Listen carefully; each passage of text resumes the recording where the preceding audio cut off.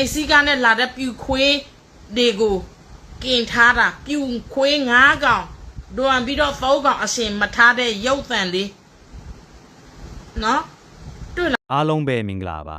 စုံစင်ဖာ channel ကနေကြိုဆိုပါရစေကျွန်တော်ရဲ့ channel ဟာနေ့စဉ်ဖြစ်ပေါ်နေတဲ့သတင်းထူးတွေကိုတင်ဆက်ပေးမှာမို့ like and subscribe လေးလုပ်ထားပေးကြပါလို့တောင်းဆိုချင်ပါတယ်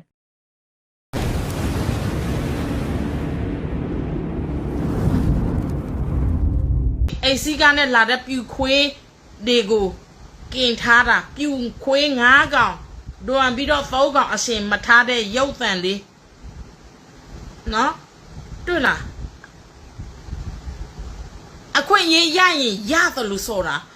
ကြီးကြီးသေးသေးအကောက်ဆိုတာဒါမဲ့ကရင်ပြည်နယ်ကအကောင်ကြီးကြီးတဲ့တကောင်မှဘာမှမဖြစ်သွားဘူး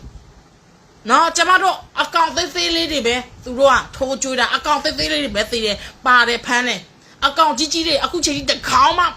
ဘာမှမဖြစ်ဘူးစဉ်းစားကြည့်ပေါ့ဒါကြောင့်မို့ကရင်ပြည်နယ်စစ်ရေးနဲ့ပတ်သက်ပြီးတော့ကျမတို့အခုဘယ်လိုနားလည်ထားလဲဆိုတော့လက်ရှိ KNU လား DKBA လားရှိသမျှအဖွဲ့တွေအားလုံးကသူတို့ကဒီပုတ်တွေကဒီပဲတွေကြီးပဲပြောရမစင်သူတို့ကကရင်ပြည်နယ်ကိုပိုင်အုပ်ချုပ်ခွင့်သီးခြားပြည်နယ်ဝပြည်နယ်လိုမျိုးလောက်ဖို့ KNU ဆိုတာခွာထိုင်ပြီးတော့နော် KNU ကမိခင်ဆိုပေမဲ့နော်ခွာထိုင်ပြီးတော့ဘယ်လိုပြောမလဲသားသမီးတွေကိုလည်းမဆုံးမဘူးပြောရမယ်ဆိုရင်သားသမီးသဘောအတိုင်းပဲသူတို့ကငကိုတဲကအဆုံးရောက်နေတာဒီကရင်နိုင်ငံနဲ့သွားဖို့သူတို့ကဥတည်နေတာလက်ရှိသူတို့အဖြေတွေပေါ်ကုန်ပြီကရင်ပြည်နယ်မှာဘယ်လောက်ပဲသူတို့ဒါပေမဲ့ KNU ဘဟိုထုတ်ပြန်လိုက်တဲ့စာကိုကြည့်လိုက်လို့စင်လေအရန်ကိုအားရဖို့ကောင်းတယ်စောက်ပြောပဲရှိတယ်နော်လက်တွေ့တစ်ခါမှဘယ်လဲသူတို့လက်တွေ့ချက်တစ်ခါမှသူတို့မလုပ်သေးဘူးမလုပ်ဘူးသေးဘူးနော်ဒါကြောင့်မို့လက်ရှိကရင်ပြည်နယ်မှာ KNU လာ DKB လာစီသမျှအကောင်အားလောက်ကသူတို့ဒီပေါက်တဲ့ဒီပဲတဲ့ကြီးပဲသူတို့ကရင်နိုင်ငံနဲ့သွားဖို့သူတို့ညှိနှိုင်းထားတာအချင်းချင်းသူတို့ဘယ်တော့မှမတိုက်ဘူးသူတို့အဲ့လိုပြောလို့အချင်းချင်းကိုတိုက်ခိုင်းတာမဟုတ်ဘူးနော်ရန်သူမိတ်ဆွေနှစ်ဖက်ပဲရှိတယ်သူတို့မှာကတော့ရန်သူမိတ်ဆွေမရှိဘူးအချင်းချင်းဆိုရန်သူပဲဖြစ်စေမိတ်ဆွေပဲဖြစ်စေသူတို့အချင်းချင်းဘယ်တော့မှမတိုက်ဘူးသူတို့အချင်းချင်းကကရင်ပြည်နယ်ကိုဝပြည်နယ်လို့လုပ်ဖို့အခုရွှေကောက်ကိုKKပါကိုသူတို့ဖြိုချပြီးတော့နော်အတွင်းထဲကိုပြောင်းသွားကြကုန်ပြီနီးပညာရှင်တရုတ်နီးပညာရှင်တွေကိုသူတို့ဖွက်ထားပြီးတော့အခုဒီကွန်ပျူတာတွေသူတို့ဘလောက်ပဲဖြက်စီဖုန်းတွေဘလောက်ပဲဖြက်စီဒီနီးပညာကိုဖန်တီးနေတဲ့အဲ့ဒီပညာရှင်တွေကိုသူတို့နော်မနိုင်နေမချင်းဘယ်တော့မှဂျာဖြန့်ဆိုတာဒီကရင်နယ်မြေမှာဘယ်တော့မှမပြောက်သွားဘူးမြန်မာနိုင်ငံမှာဘယ်တော့မှမပြောက်သွားဘူးနော်အဲ့ဒါကြောင့်မို့ကရင်သတင်းနဲ့ပတ်သက်ပြီးတော့ကျမကရင်တယောက်အနေနဲ့သူတို့ရဲ့လောက်ရကိုကြည့်ပြီးတော့ဘယ်တော့မှမယုံဘူး။ဘာပြောဆိုအခုချိန်ထိသိသာထင်ရှားတဲ့အကျွေးပြတ်သားတဲ့နော်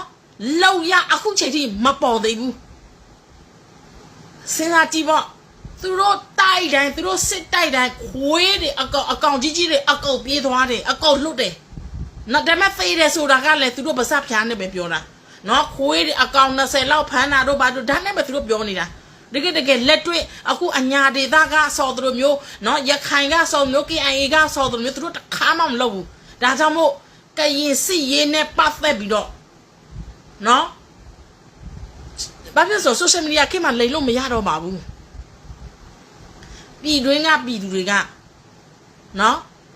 မင်းတို့ကြားဖြတ်မိသားစုအုပ်စုတွေကလူနည်းစုပါကျမတို့ပြည်သူလူထုကလူများစုပါအဲကြောင့်မို့မင်းတို့လိန်ညာလို့မရပါဘူးနော်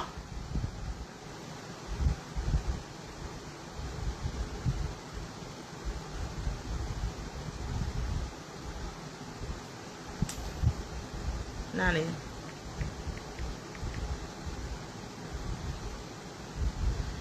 ဲအခုလက်နဲ့ချဖို့ပြောဆိုခဲ့ပေမဲ့ ခုခံတဲ့အတွက်သေဆုံးခဲ့ရတဲ့စစ်ကော်မရှင်တပ်သားများရုပ်တံနဲ့တောင်ပြတယ်လက်နဲ့ချဖို့သူတို့ပြောတယ်မချဘူးလေမချတော့ဟိုကလည်းအသိပဲစော်တယ်အဲ့ဒီလိုပြတ်သွားရမှာကရင်နဲ့မှာအဲ့လိုမျိုးမရှိဘူးဒါပေမဲ့ KNU ဘောကိုထိပ်ပိုင်းကျညာလို့စီတော့ဗာလဲစစ်ကောင်စီကိုအာနာစင်ကိုဘယ်လိုပြတ်သားရမှာတော့ဘယ်လိုစဂလုံးလေးလှလှလေးဒီနဲ့ပဲနော်လက်တွေဆောက်လို့မပြတ်သွားဘူးအခုချိန်ထိနော်ကရင်အချင်းချင်းပြောမှဆိုရင်ကရင်အချင်းချင်းလို့သတ်မှတ်လို့မရတော့ဘူးရန်သူမိတ်ဆွေနဲ့ဖက်ပဲရှိတယ်သူတို့ပြက်သားနော်ရန်သူဆိုရန်သူမိတ်ဆွေဆိုမိတ်ဆွေကိုဟဲပြရတော့မယ်အခုချိန်ထိမပြတ်သားသေးဘူးဒါကြောင့်မို့ဒီကရင်ပြည်နယ်သူတို့ဘလောက်ပဲတိုက်ပြဘလောက်ပဲသိပြသူတို့လောက်ရနော်မူမမှန်ရင်ဘယ်တော့မှမယုံကြည်နဲ့စကိုင်းတိုင်းဝက်လက်မြို့နယ်မှာဖြစ်ပွားနေတဲ့တိုက်ပွဲအတွင်းစစ်ကော်မရှင်တပ်သားတွေကိုလက်နက်ချဖို့ PDF ရဲဘော်တွေကပြောဆိုခဲ့ပေမဲ့အခုခံတဲ့အတွက်စစ်ကော်မရှင်တပ်သား2ယောက်နော်မုတ်ဟင်ကဖြစ်သွားတယ်နော်ရန်သူမိတ်ဆွေနှစ်ဖက်ပဲရှိတယ်အချင်းချင်းဆိုတာမရှိဘူးအချင်းချင်းတို့ပြောကြတဲ့ကူကအဲ့ဒီလူတွေကနော်ဒီပေါက်တွေကဒီပဲတွေပဲကျမတို့အမြဲអော်လာတယ်တချို့ပြောတယ်နေကကရင်နဲ့ပတ်သက်လာလို့ရှိရင်တခါမှအကောင်းမပြောဘူးအကောင်းပြောဖို့ကရင်ဘက်ကဘာတွေအကောင်းလုပ်ခဲ့ဘူးတလေအဲ့ဒါကိုပြန်မေးချင်တယ်နော်အကောင်းပြောဖို့အတွက်ကရင်ဘက်ကဘာတွေကောင်းတာလုပ်ခဲ့တယ်လဲငါးနှစ်အတွင်းမှာကျမတို့ပြည်သူလူထုအတွက်ဘာတွေကောင်းတာလုပ်ခဲ့တယ်လဲ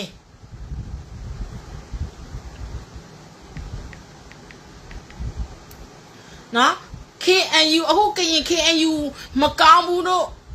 ပြောတာနင်တို့ကြောင့်ကောင်းတယ်ပြောရအောင် KNU ရဲ့ခေါင်းကွက်ဘာရှိတယ်လဲအခုချိန်ထိကျမတို့မျောလင့်နေတယ်ကျမတို့ကရင်နော်ကျမတို့ကရင် KNU ကောင်းခဲ့လို့ရှိရင်ကျမတို့ဒီထက်ပို့ပြီးတော့အခုသူများတွေကောင်းလို့သူများတွေကိုချီးမွမ်းရတာထက်ကိုကရင်လူမျိုးကောင်းတယ်ဆိုရင်ကိုကရင်လက်နက်ကင်တွေကောင်းတယ်ဆိုရင်ကျမတို့ကပို့ပြီးတော့ဝန်စားရမှာပို့ပြီးတော့ချီးမွမ်းရမှာအခုကရင်လက်နက်ကင်တွေနော်သူတို့ကိုဂျိုးပဲကြည့်ပြီးတော့ပြည်သူလူထုကိုမလိုက်တပတ်လုံးလိန်ညာလက်စားနေတာကိုကောင်းတယ်လို့ပြောရမှာလားနော်ညက်စားနွားတွေပဲအဲ့ဒီကောင်းတယ်လို့ပြောမှာ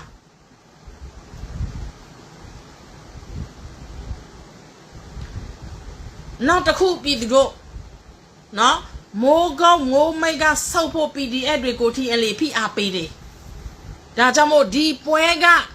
ရန်သူမိတ်ဆွေကွဲပြားရတော့မယ်ကျမခေါင်းစဉ်တတ်တာလေရန်သူမိတ်ဆွေရန်သူဆိုရန်သူမိတ်ဆွေဆိုမိတ်ဆွေကွဲပြားရတော့မယ်ဟိုလိုဒီလိုလောက်လို့မရတော့ဘူးတစ်ဆောင်ရနှစ်ခုမှာသူတို့ဘလောက်ပဲတော်ဘလောက်ပဲသူတို့သိနော်ဒီပွဲမှာလူဒုတော်လန်ရေးပွဲသူတို့နေမြေကိုရသွားလို့သူတို့ကမေလို့မင်းအောင်လိုင်းနဲ့အပေးယူလုပ်ပြီးတော့ကျမတို့တော်လန်ရေးရဲဘော်တွေပေါ်မှာပြည်သူအပေါ်မှာသစ္စာဖောက်ရင်တော့သစ္စာဖောက်သွားရလမ်းမယ်သစ္စာဖောက်လို့ပဲမှတ်ထားမယ်ရန်သူမိတ်ဆွေနှစ်ခုပဲရှိတယ်သူတို့ကရန်သူကိုခေါ်လာပြီးတော့နော်ရန်သူကိုခေါ်လာပြီးတော့ရန်သူအလောက်လုံနေမယ်ဆိုရင်ဒါရန်သူပဲတိတုံညာနိခွန်တော့ကသူတို့မိတ်ဆွေလိုမျိုးဘသူဘလို့ပဲနော်ဘလို့ပဲရှိခဲ့ပါစီအခုချိန်မှာရန်သူဖြစ်သွားပြီဆိုရန်သူလို့ပဲသတ်မှတ်ရမယ်ကျမပြောတယ်နော်စိတ်ရင်းနဲ့နိုင်ငံရေးမှာနော်အမြဲတမ်းမိတ်ဆွေမရှိသလိုအမြဲတမ်းရန်သူဆိုတာမရှိဘူးအရင်တော့ကရန်သူပဲဒါပေမဲ့အခုချိန်မှာမိတ်ဆွေဖြစ်သွားတာပဲအရင်တော့ကမိတ်ဆွေပဲဒါပေမဲ့အခုချိန်မှာရန်သူတွေဖြစ်သွားကြတာအများကြီးပဲဒါကြောင့်မို့ရန်သူမိတ်ဆွေကွဲပြားကြပါစီ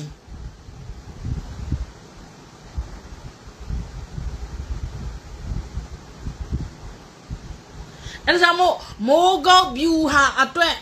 နော်မိုးကောက်ဗျူဟာစစ်ကြောင်းတွေအတွက်အလူငွေလဲကောက်ပြီးပြီလူထုကလည်းအားတက်သရောထဲ့ဝင်ခဲ့ပြီးပြီလွယ်နဲ့ပြန်ပေးမှာမဟုတ်ကြောင်းလဲNUG အစိုးရပြောရေးဆိုခွင့်ပုံကိုယ်တွေကလည်းကြိုးဝါပြီးပြီမိုးကောက်ဗျူဟာနဲ့ MD1 PDF ကလည်းမိုးကောက်ကိုပြန်မပေးကြောင်းကြေညာပြီးပြီ နော်အညာတက်ရင်အချို့လဲစစ်ကူလာခဲ့ပြီးဒေသခံလူထုကလည်းစစ်တပ်ဝင်လာမှာကိုမကြိုးစိုးကြောင်းဖန်မုတ်တီးပြီးဒါကြောင့်မို့နော်အခုမင်းအောင်ဘလဲ TNLA ကရန်သူကိုခေါ်သွင်းပြီးတော့ TNLA PDF မန္တလေး PDF တွေကိုဖိအားပေးတယ်ဆိုကြတဲ့ကိုကဒီလူတွေကသစ္စာဖောက်လို့သတ်မှတ်လို့ရပြီပေါင်းသွားပါစေနော်ရန်သူနဲ့ပေါင်းသွားပါစေပြတ်သားကြပါတော့ဒါကြောင့်မို့ကျမတို့ပြည်သူတွေတော်လှန်ရေးအမြန်ပြီးချင်လားကျမတို့ဒီအလဲပိုင်းဘဟုဌာနချုပ်ဖြစ်တဲ့နေပြည်တော်ပြိုကျမှအခုကျမတို့ဘာကြောင့်တိုင်းရင်းသားတွေကကျမတို့ပြည်သူလူထုကိုအထင်သေးလဲကျမတို့ရဲ့ယာယီအစိုးရNUGကိုအထင်သေးတယ်လဲကျမတို့တော်လှန်ရေးအစပိုင်းမှာ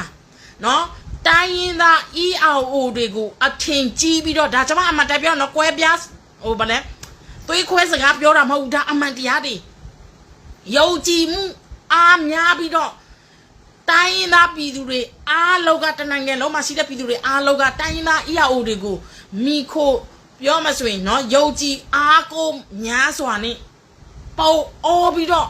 ရင်းခဲ့တာနောက်ဆုံးဒီတိုင်းရင်းသားအမိခံ ERO တွေတချို့ကအခုကျမတို့ပြည်သူတွေကိုနော်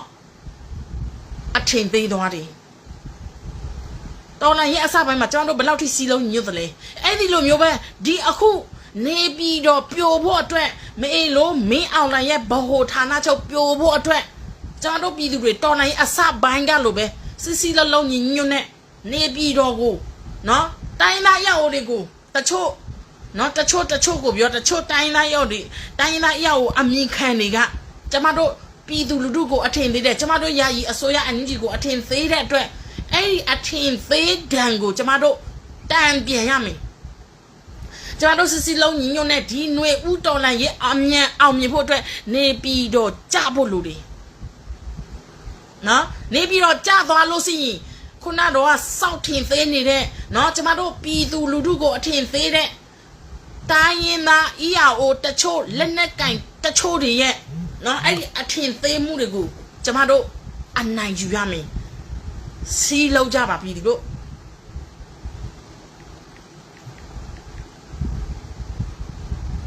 ဒါကြောင့်မို့အခု TNLA က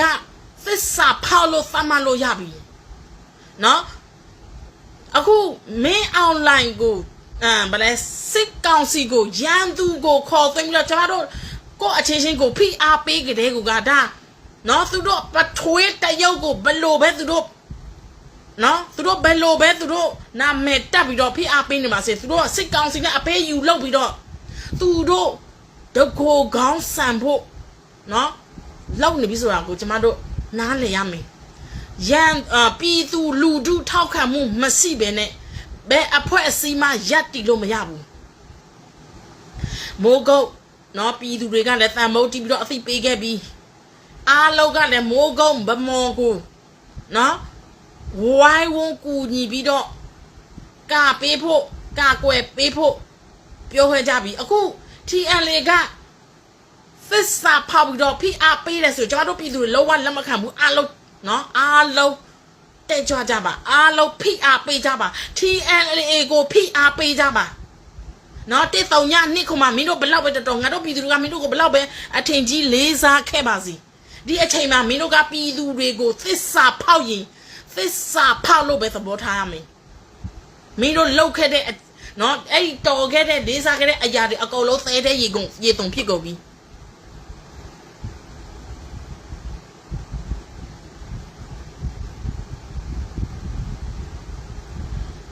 ခုနတော့ရုပ်တံနော်လက်နဲ့ချဖို့ပြောဆိုခဲ့ပေမဲ့ခုခံတဲ့အတွက်သေဆုံးခဲ့ရတဲ့စစ်ကော်မရှင်တပ်သားများ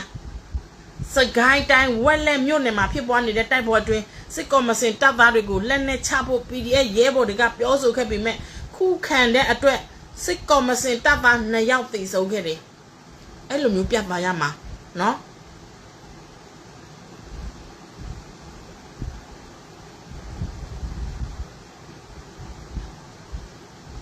အခုနောက်ထပ်သတင်းကတော့ နော်ပူသဒလန်တွေသစ္စာဖောက်လောက်ကောင်တွေတတိယအုပ်စုတွေအမျိုးသားရေးဝါဒီသမားတွေနော်တိုင်းရင်သား ERO အမိခံတချို့တွေက NUG ကိုဒီဗါလဲဒီ NUG အတွင်းဝန်ကြီးဒေါ်ကြည်ပြကိစ္စနဲ့ပတ်သက်ပြီးတော့ဟုတ်သည်ဖြစ်စေမဟုတ်သည်ဖြစ်စေဟုတ်လားမဟုတ်လားမသိကျမကတော့နော်ဗါလဲ NUG အစိုးရအနေနဲ့မမှန်ကန်ကန်နော်မမှန်ကန်ကန်လှုပ်ဆောင်ရင်ရပြီအခုသူတို့ဟာကတိုင်ကြတယ်သူတို့ပြောတယ် NUG ကပပညာသူတို့ပြောအခု NUG ကလောက်ပြပြီလေ NUG ကနော်သူတို့ကိုယာယီရက်ဆိုင်ပြီးတော့ယာထုကနေရက်ဆိုင်ပြီးတော့သူတို့စုံစမ်းစစ်ဆေးနေပြီသူတို့ကအခုချိန်ထိပြောမယ်အဲ့ဒီလူတွေက88လူအများစုပါတယ်88တော့ကဘဟိုအစိုးရဘာကြောင့်ပြုတ်ကြကြံခဲ့တယ်လေဘဟိုအစိုးရမရှိလို့နော်အာနာရှင်ဖက်ဆိုးရှင်နေရတယ်ဒီຫນွေဦးမှာကျမတို့လောဝနော်မလဲဘဟိုအစိုးရမရှိလို့မဖြစ်ဘူးဘဟိုအစိုးရပြုတ်ကြလို့မဖြစ်ဘူးဘဟိုအစိုးရကိုနော်ယာယီအစိုးရNUGကိုထိုးချတဲ့လူဖောင်းထုတဲ့လူဖြုတ်ချဖို့စ조사တဲ့သူတိုင်းဒီအာနာရှင်လို့ပဲသတ်မှတ်ရမယ်အဲ့ဒီလူတွေအားလုံးကလည်းကြားဖြတ်နဲ့မကင်းတဲ့လူတွေကြီးပဲအခုအမျိုးသားညွတ်ရဲ့အစိုးရ NUG ပြည်ထောင်စုဝန်ကြီးချုပ်ရုံးရဲ့အမြဲတမ်းအတွင်းဝန်တော်ကြည်ပြနဲ့၎င်းရဲ့ခင်မုန်းဖြစ်သူတို့အားစစ်ဆေးအရေးယူပေးရန်တိုင်ကြားခဲ့တဲ့ကိစ္စနဲ့ပတ်သက်ပြီးတော့ NUG ကစုံစမ်းစစ်ဆေးရေးအဖွဲ့ဖွဲ့စည်းပြီးတော့တိုင်ကြားခံရသူများကိုတာဝန်မှယာယီရပ်ဆိုင်လိုက်ကြောင်းယနေ့ထုတ်ပြန်လိုက်တယ်ဒါအမှန်ကန်ဆုံးလုပ်ရပါဒါကျမတို့ NUG ရဲ့ကျမတို့လိုချင်တဲ့နော်ကျမတို့လိုချင်တဲ့စစ်မှန်တဲ့ယာယီအစိုးရစစ်မှန်တဲ့ကျမတို့ပြည်သူလူထုလိုချင်တဲ့အစိုးရရဲ့ဥပဒေလောက်ထုံးလောက်နီးနဲ့နော်ကိုက်ညီတဲ့အစိုးရပါဒါကြောင့်မို့ကျမတို့ပြည်သူတွေနော် NUG ကိုမကောင်းကြောင်ဖောင်းထုတဲ့လူတွေမှန်သမျှသည်အာနာရှင်လို့ပဲသတ်မှတ်ပြီးတော့ကျမတို့ပြည်သူလောဝအယုံကြည်မရှိဖို့နော်ပြောချင်ပါနဲ့